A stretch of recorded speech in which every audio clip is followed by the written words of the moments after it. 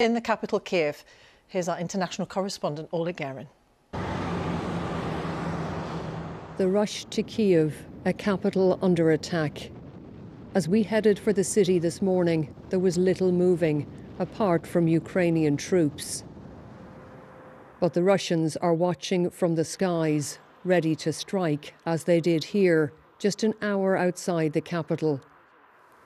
Well, this is what we've come across on the road to Kiev. This convoy was obviously travelling to the city to be part of the defence of Kiev.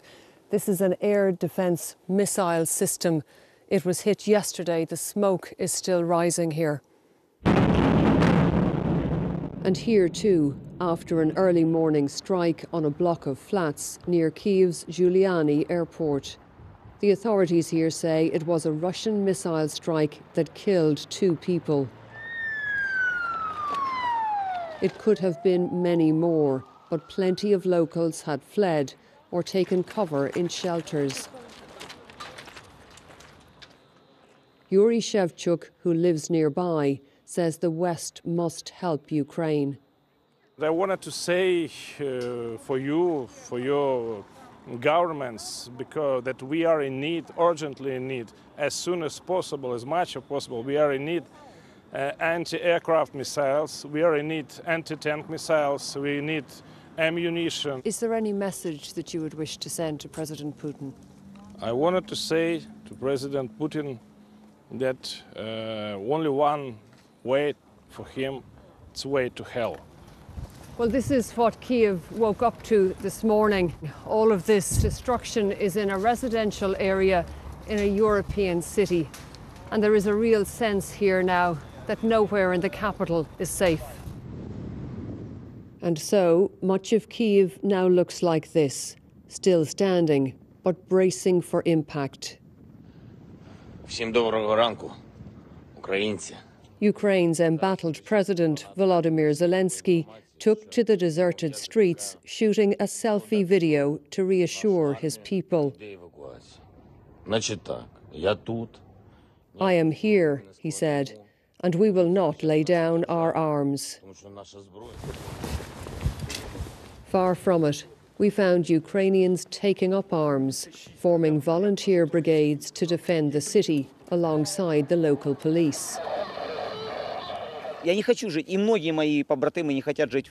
This volunteer, who goes by the nickname Maloy, said, "I don't want to live in Russia, and my brothers in arms don't want that either. We will defend this city, or I will die." The volunteers are looking for Russian saboteurs, said to be already in the city. Nearby, we met Nino, out walking her dog and venting her fury. We demand an end to the war, she says. We can do it with sanctions. We must isolate the aggressor country. It terrorizes the whole world.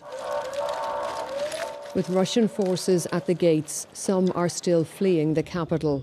For now, the city remains in Ukrainian hands, but the battle may be just beginning. Oleg Guerin, BBC News, Kyiv. Well, this evening, in a major shift in policy, Chancellor Olaf Scholz says Germany will deliver weapons to Ukraine. These are set to include 1,000 anti-tank weapons and 500 Stinger surface-to-air missiles. The government in Berlin has also indicated it could now back plans to cut Russia off from the SWIFT international payment system. Our Europe editor, Katya Adler, joins us from Brussels. Katya, how significant are these announcements? Oh, it is really, really significant. I mean, we heard from the German Chancellor himself. He called this a watershed moment. You know, Germany traditionally, because of its role in the Second World War, has been very wary about getting involved in military conflict.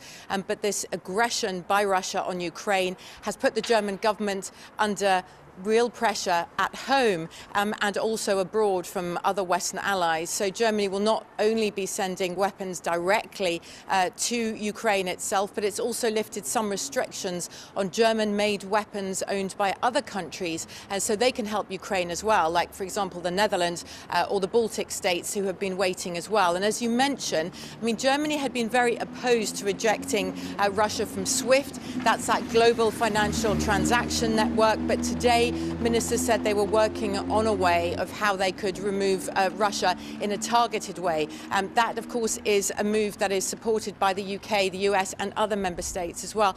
I think what we're seeing here is, you know, Germany, the EU as a whole, it's not exactly famed for very quick decision making. But what we're seeing right now in Ukraine is changing all of that. The EU right now is working on its third sanction package in a week. Whichever country I call, prime ministers or the president in the case of France, are talking all the time to other leaders in the EU, to the UK, to Joe Biden in the US as well. Tomorrow, EU foreign ministers meet and they'll talk about coordinating military action. And we're about to hear from the EU Commission Chief, Ursula von der Leyen, about action tonight. That will be any minute now. Katja, for the moment, thank you very much.